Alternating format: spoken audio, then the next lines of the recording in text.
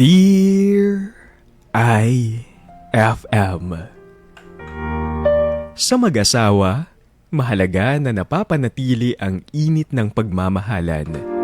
Hindi nawawala ang atraksyon at makikita pa rin sa mga mata ang matinding pagnanais sa isa't isa kahit dumaan na ang ilang dekada.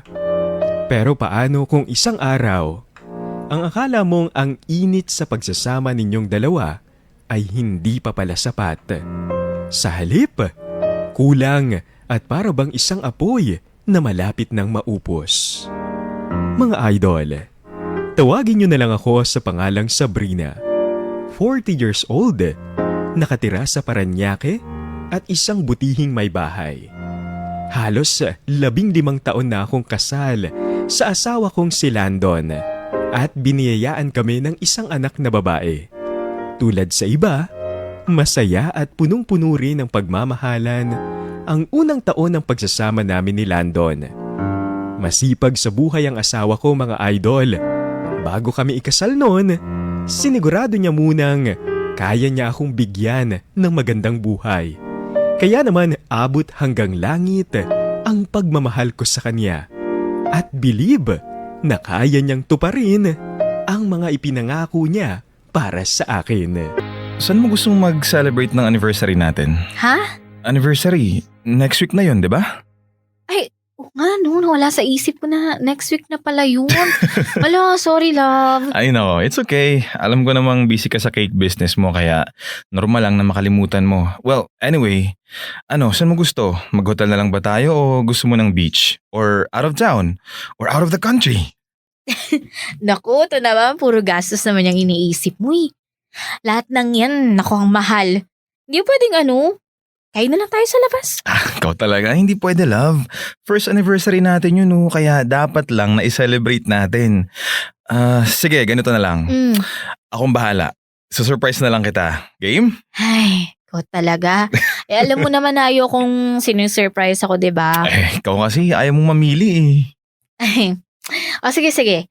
Ano na lang, check-in na lang sa hotel, tapos pwede ka tayo magpamassage, tapos romantic dinner. Hotel, massage, romantic dinner. Okay. Sounds good. Okay, sige, ako nang bahalang mag-book sa lahat. No, akong bahala sa mga yan, love. Ha? Ayun gagawin ko. Wala. Meron pala. Ano? Well, ihanda ang sarili mo sa akin kasi siguradong ibang pagod ang mararamdaman mo nun. Landon, ano ka ba? Bakit? Alam mo namang matutulog lang tayo sa hotel, di ba? Chance na natin yun, love. Masyado pa tayong bata para hindi natin enjoy ng isa't isa. Naku, ikaw talaga. Kahit ka lang. O sige. Ngayon pa lang, mag-i-stretching na ako araw-araw para flexible ako nun. Yan ang misis ko. Ano ba? Tama na nga. Kain na tayo. Mga idol, nung mga bata-bata pa kami ni Landon, makulay ang sex life naming mag-asawa. Hindi naman sa puntong wild kami pagdating sa kama, pero sumusubo kami ng iba't ibang pwedeng gawin na maaring makapagbigay pa sa amin ng pagkasabik sa isa't isa. Pero unti-unting nabawasan yon nung dumating na sa buhay namin ang aming anak na si Christine. Siyempre, mas lalo kaming naging seryoso sa mga kanya-kanya naming responsibilidad bilang isang magulang. Ako ang nanatili sa bahay para mag-alaga sa mag-ama ko, habang si Lando naman ay mas lalong nagsipag sa pagtatrabaho upang matugunan ang mga pangangailangan ng pamilya namin.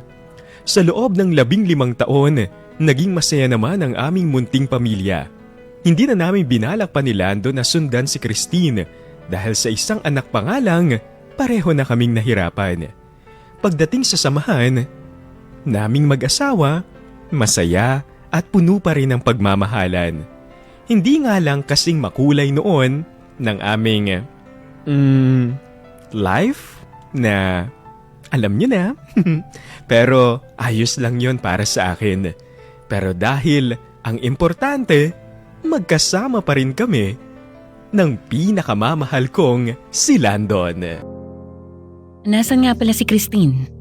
Ayun, hinayaan ko muna mag-shopping ng mag-isa. Alam mo naman yung batang yun, masyado nang independent. Aba, mabuti naman kung ganun. Bata pa lang, alam na niyang kumilos mag-isa. Oo nga eh. Alam mo pati susuotin niya? Ayan, siya na rin nagdidesisyon. Maarte na. Aba, dapat lang, no? 15 years old na yung anak mo. Dapat lang na marunong na siyang mag-ayos. Si Landon.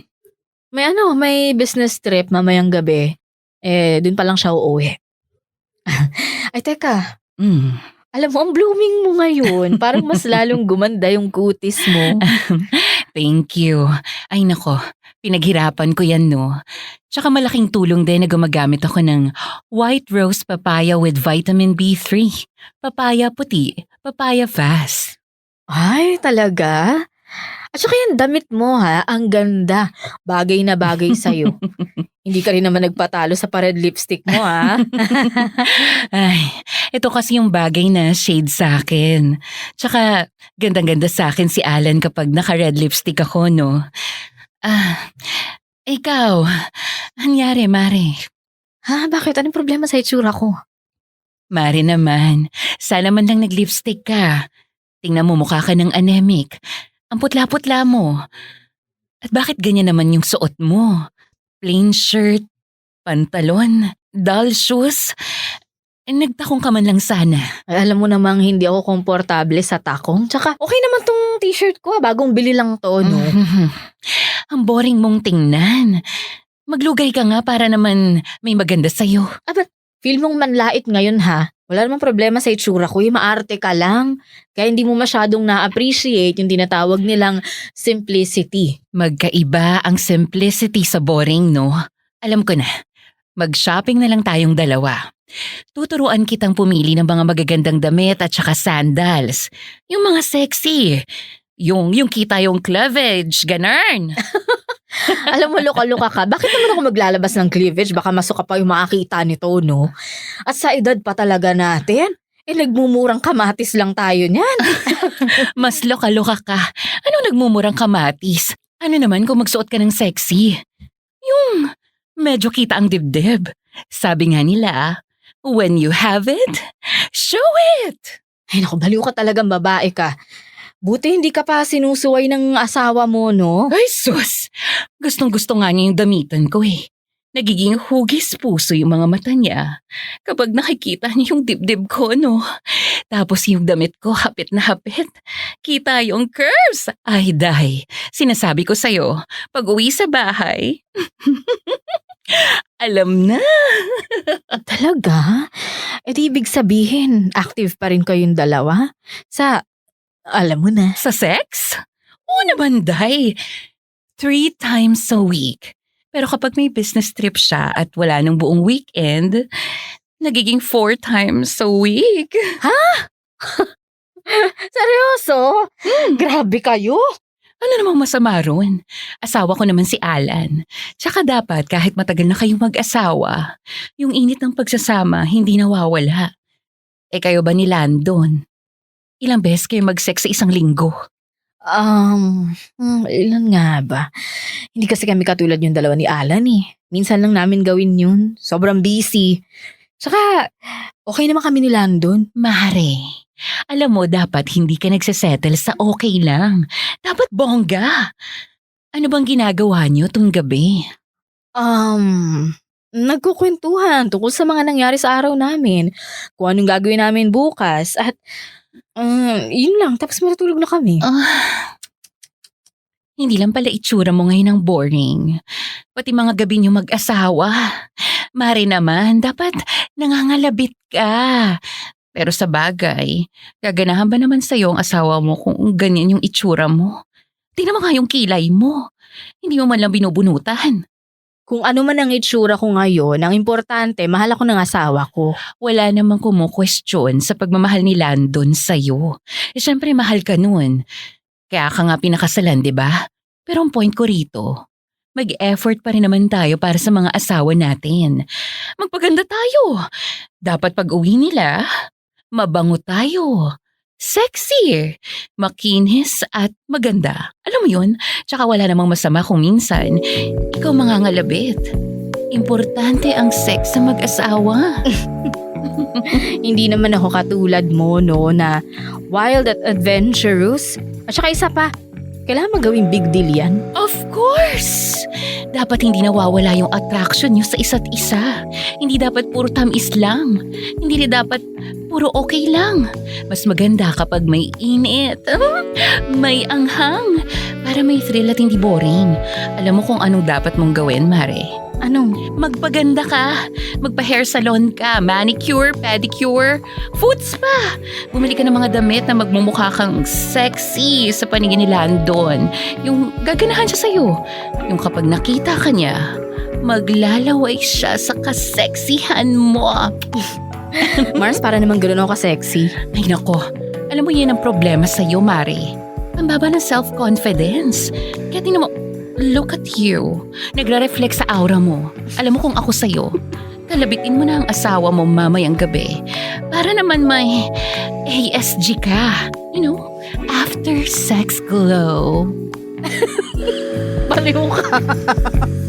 Simpleng manamit na talaga ako kahit pa nung dalaga pa lang ako.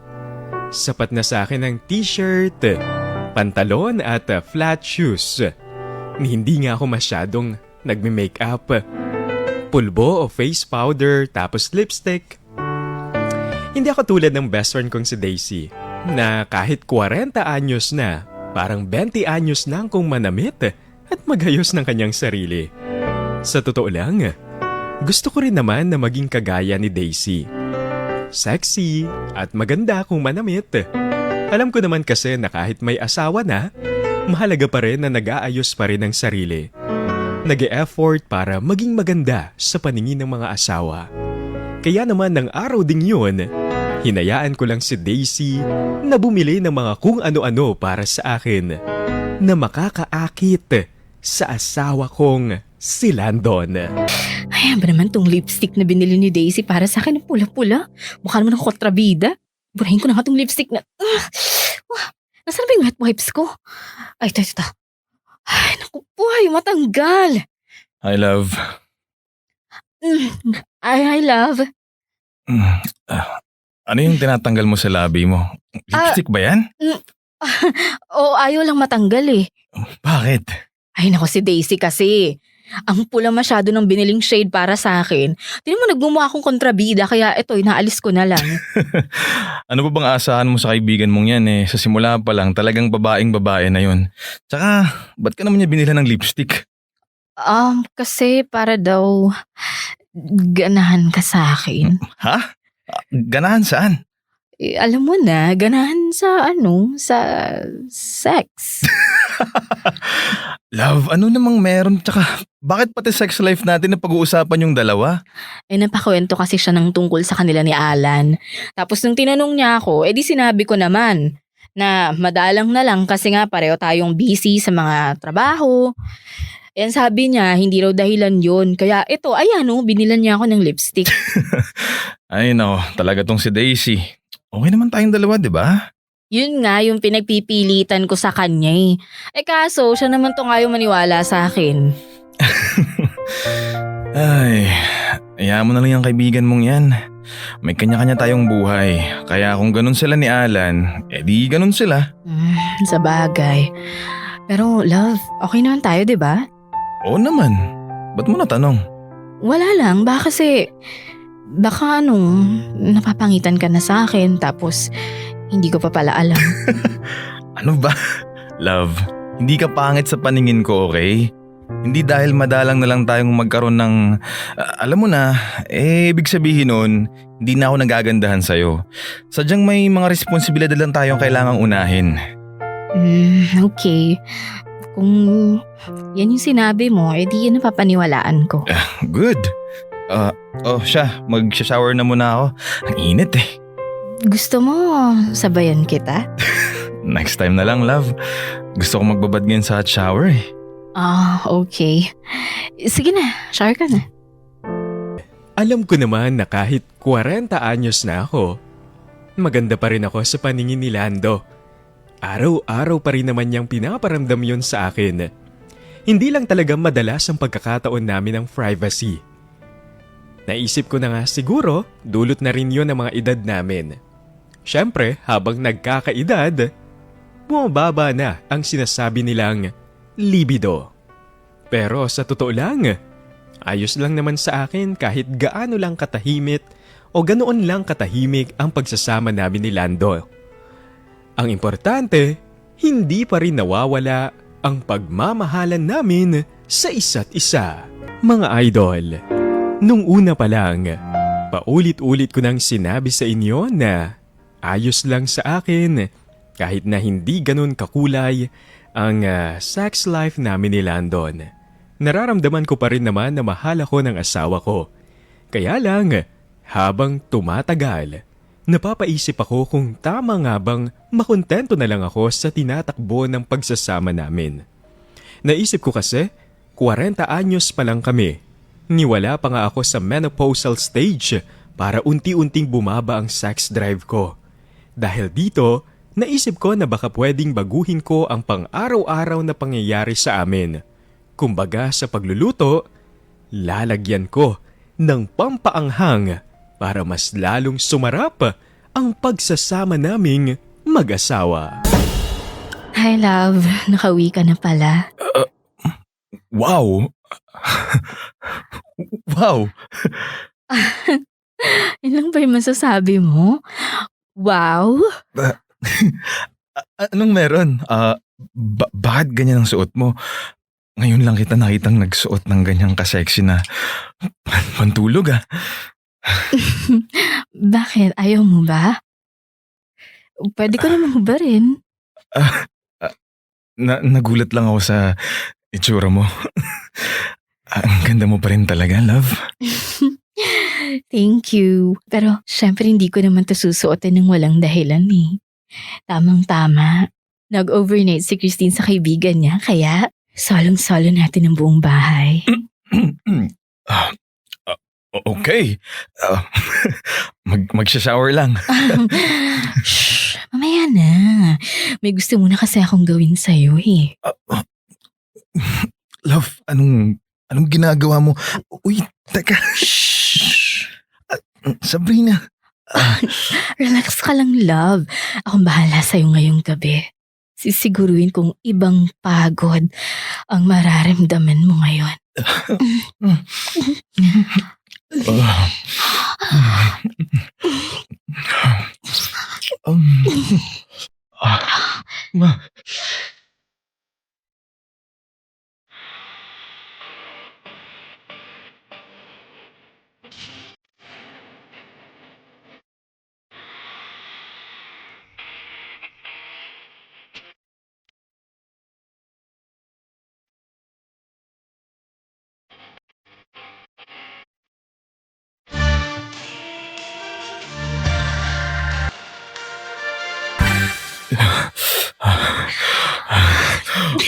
Wow, love. Yun lang ang masasabi ko. Nagustuhan mo ba? Sobra. Maliligo lang ako Pagkatapos, ako naman ang bahala sa'yo. Okay, pero balik nga muna ulit.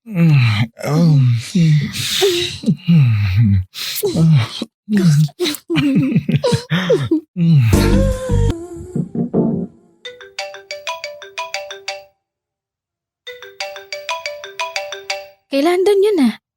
Sino naman tatawag sa kanya ng ganitong oras? Nasaan ba yung phone niya? Ay, nasa bag yata. Ay, nandito lang pala. Siya lang pala. Hello? Sabrina?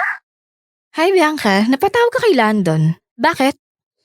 Ano lang, tatanungin ko lang sana siya kung natanggap ba niya yung email ko sa kanya.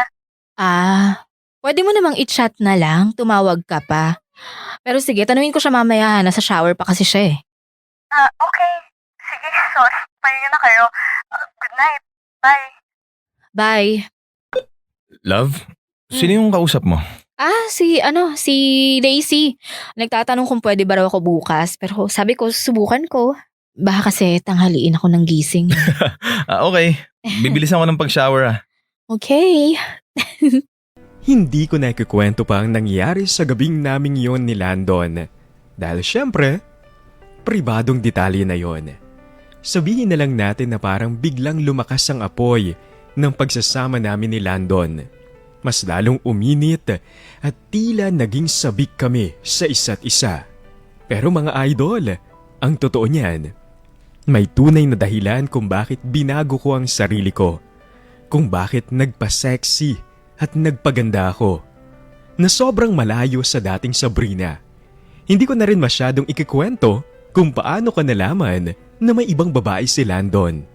Basta nalaman ko na meron akong kahati sa atensyon niya na siyang dahilan kung bakit unti-unting naging malamya ang sex life naming mag-asawa.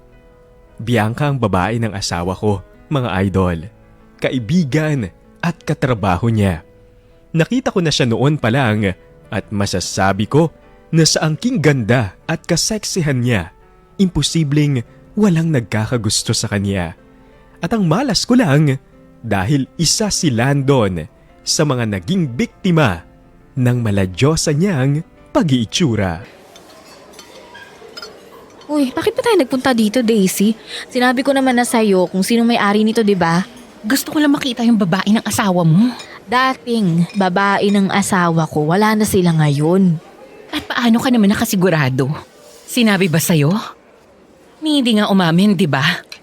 Hindi ko naman kasi tinanong at hindi ko na kailangan tanungin dahil inayos ko na. Kaya pwede ba? Sa iba na lang tayo kumain. Nandito na tayo eh. Tsaka kain lang naman tayo. Titikman lang natin kung anong klaseng pagkain ang pinakain niya para maging kabit siya ng asawa mo. Ay naku Daisy, ayoko ng gulo. Hindi tayo manggugulo. Kakain nga tayo, di ba? Hi, Sabrina! Hi. Bianca, si Daisy. Uy, hello! Hello. Kakain kayo? Tara, mas maganda dun sa may couch. Thank you. Ayan, tapos ito naman yung menu and yan naman yung bestseller namin. Sige, yun na lang. Gusto naming matikman yung bestseller mo. Tapos ito rin sa amin, yung adobong manok, 2 rice, tsaka 2 iced tea. Okay, don't worry. Ako na yung bahala sa inyo ngayon. Asikasuin ko na yung order nyo, Thank you. In fairness, Mare, maganda si Kabit. Ilang taon na nga yun ulit? 35. Kaya naman pala, wala pa bang asawa yun? O kahit boyfriend man lang? Wala. Sa huling pag-uusap namin, nung hindi ko pa alam na nakikikabit siya sa asawa ko, busy pa raw siya sa business niya. Kaya hindi niya binibigyan ng panahon. Ang alam ko, maraming nanliligaw dyan. Ayaw niya lang. Yun pala, si Landon ang kinakalantari. Ay, sayang naman. Maganda sana, kabit nga lang. Preparing na yung order nyo. Basta kung ano pa yung gusto yung orderin, order lang kayo, Bibigyan ko kayo ng malaking discount. Naku, wag na Bianca. Okay lang, nakakahiya naman sa'yo. Sus, wala yun, no? Tsaka, ngayon ka na lang ulit nakapunta rito, kaya okay lang kung magbibigay ako ng discount. So, kumusta ka na? Tagal natin nang hindi nag-uusap, Okay lang naman ako. Actually, balak din namin ni Daisy na magtayo ng food business eh. Kaya ito, nag-restaurant hopping kami. Talaga? That's great. By the way, you look great. Ngayon lang kita nakitang nag-ayos ng ganyan. Sobrang bagay sa'yo. Thank you. Sinabihan ko kasi tong si Sabrina na dapat matuto siyang mag-ayos. Magmukhang sexy. Kaso lagi niya sa akin sinasabi na matanda na raw siya. Hindi na raw bagay. Bata pa naman ng 40 years old At saka, hindi naman halata sa kanya yung edad niya. Ang bata pa rin kaya niyang tingnan. Parang ang magkasing edad lang kami Si Mare, sabi ko sa'yo ayaw pang maniwala sa akin. Kapag nag-ayos ka, taob mo lahat ng magagandang dalaga sa paligid para walang maglalakas loob na umextra sa inyong mag-asawa. For sure, mas lalong na-inlove sa'yo si Landon. Ikaw, Bianca, may boyfriend ka ba ngayon? Naku, hindi ako maniniwala kung wala. Sa ganda mong yan? Nako, wala. Talaga? Wala Tsaka, wala akong time. Dito sa restaurant halos naubos yung buong araw ko tapos magbo-boyfriend pa ako. Masaya naman ako sa buhay ko Ay, oo nga pala. Nasaan si Landon? Ayun, nasa bahay, nagpapahinga. Galing kasi siya sa company outing nila eh. Pero ayun, nilagnat kagabi, kaya Ano? Nagkasakit si Landon? Bakit? dahil masyado na siyang napagod at dahil sa wala ring pahinga, masyado kaya tang nagulat. Okay ka lang? Oo naman. Medyo nag-alala lang ako. Alam mo naman yun si Landon. Hindi kasi siya sakiting tao kaya nakakagulat na nagkasakit siya. Pero, kumusta na siya ngayon? Okay na. Pinagpapahinga ko lang sa bahay. Buti naman kung ganun. Ang dami rin kasing ginawa nun sa outing kaya ayan, masyadong napagod. Sabi ko nga sa kanya, Teka, kasama ka sa outing? ha? Oo. Hindi ba niya nabanggit sa'yo? Kasi kami kasi yung kinuha ng company nila para sa catering. Sinama na rin kasi nila yung birthday ng boss nila. Buti nga, nirecommend niya kami. At least, nagkaroon kami ng malaking kita. Talaga? Oo akala ko naman nabanggit niya sa'yo. Sige, maiwan ko muna kayo ha. May aasikasuhin lang ako sa loob. Enjoy! Bye-bye! Dating kabit. Parang hindi naman yata natapos ang relasyon nila. Ano?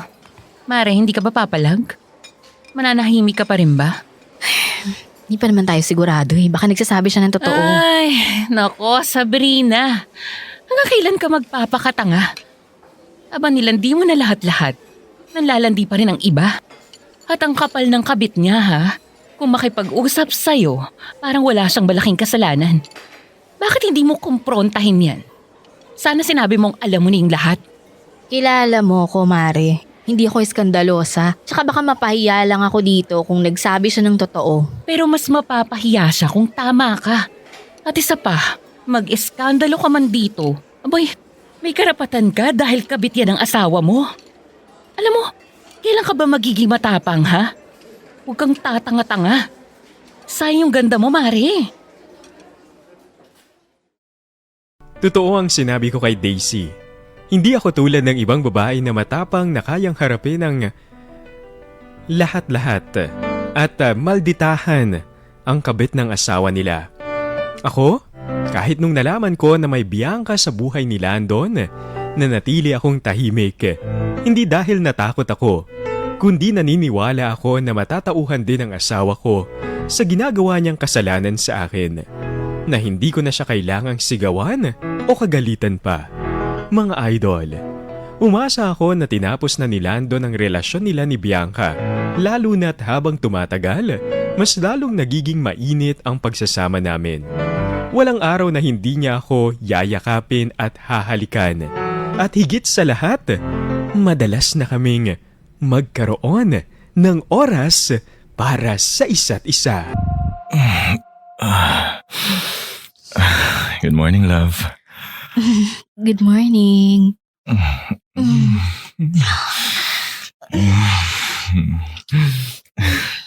Ang sarap naman ang agahan ko. Gutom ka lang. Tara, kain na tayo. Oh, okay. Kain na tayo.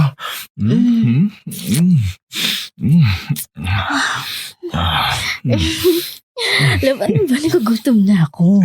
Ako rin eh. Nagugutom na ako. Wait, ano ba? Nagloko ka talaga kahit kailan Alika na, bilisan na natin. Baka hindi natin maabutan yung breakfast buffet sa baba. Sayang yung kasama yun sa bayad natin dito. Ayaw nga no. Sino maunang maligo, love? Ako na ba? Sige, una ka na. Okay. Pagkatapos ng breakfast, maligo tayo sa dagat ha. Okay, sige.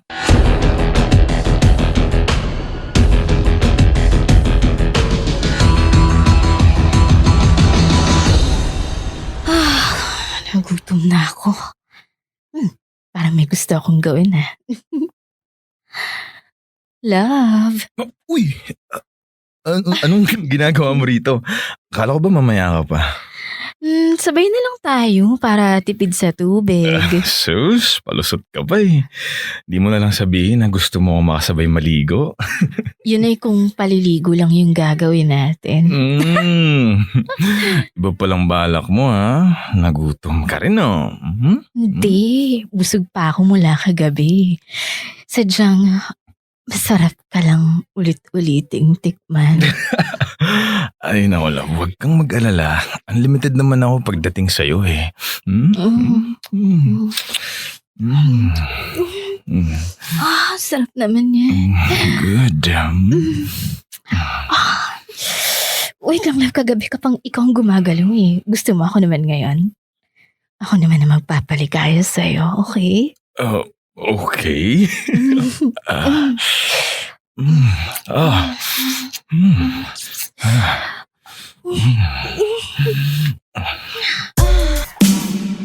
Anong ginagawa mo rito sa labas? Wala, na-enjoy ko lang yung sunset. Kailangan sulitin kasi minsan lang naman to eh. Misis ko talaga. Nag-enjoy ka ba sa bakasyon natin? Oo naman, sobra. Ikaw, nag-enjoy ka rin ba? Siyempre naman, oh. Ikaw ba naman ang may katabing sexy na babae? Talagang nakaka-enjoy. Pero, alam mo, ito na yung pinakamasayang bakasyon nating dalawa. Mas maganda kung dadalasan natin to. Para naman magkaroon tayo ng break sa pagiging magulang. Tsaka, huwag ka mag-alala, love. Gagawa ako ng paraan para maulit to. Love, masaya ka pa rin naman, diba? Oo naman. Sa tingin mo ba, iyayakap ako sa'yo ng ganito kahigpit kung hindi?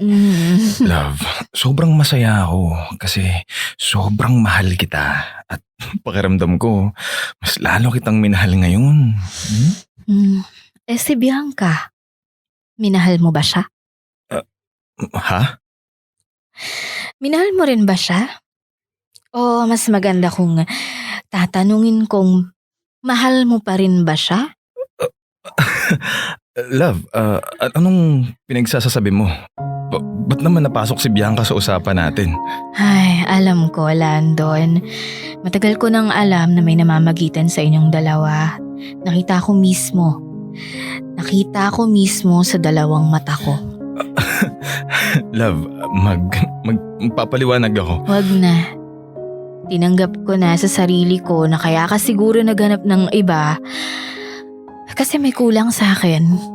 Kasi nagkulang ako sa'yo bilang asawa. At sa simula pa lang, pinatawad na kita. Love, I'm sorry. Shh, okay na. Hindi na ako galit. Isa na lang ang hihilingin ko sa'yo. Sana, Landon, ito na ang huli. Okay? Sana hindi mo na ako magawang saktan ulit. Pinatawad kita dahil mahal kita. At mahal na mahal kita. Kaya please lang, kung ano pa man ang namamagitan sa inyo ni Bianca, nakikiusap ako. Tapusin mo na. At kakalimutan ko lahat ng to. Alam ko naman na kaya mong gawin yun eh, dahil mas mahal mo ko. Pero gusto ko, ako lang ang babae sa buhay mo.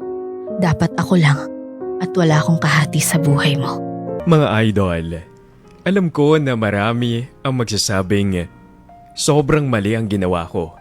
Na dapat naging matapang ako at ipinaglaban ang pagiging asawa ko. Pero iba kasi ang ginawa kong taktika. Dinaan ko na sa mahinahong usapan si Landon. Walang sigawan, walang murahan, walang palitan ng mga masasakit na salita. Pinaramdam ko sa kanya kung gaano ko siya kamahal para patawarin kahit hindi siya humihingi ng kapatawaran. Kung sakaling sayangin niya yon at dumating ako sa puntong napagod na lang na magpatawad, hindi ko naman kawalan yon, kundi sa kanya. Iyon na lang siguro ang ginawa kong panlaban. Mga idol, tuluyang nakipaghiwalay na si Landon kay Bianca. Wala akong matibay na ebidensya. Sa halip, pinili kong paniwalaan ang mga salitang binitawan ng asawa ko. At hanggang ngayon, pinapatunayan pa rin niya na wala akong kahati sa buhay niya. Na ako na lang ang nag-iisang babae sa puso niya. Gabi-gabi akong nagdarasal na sana hanggang dulo na ang pagmamahal na iyon. Sa ngayon, masaya at mainit pa rin ang pagsasama namin ni Landon. Habang tumatagal, mas lalong lumalalim ang pagmamahalan namin. Hanggang dito na lamang ang aking kwento, mga idol. Maraming salamat sa pakikinig at naway pagpalain pa kayo ng Panginoon. Nagmamahal, Sabrina,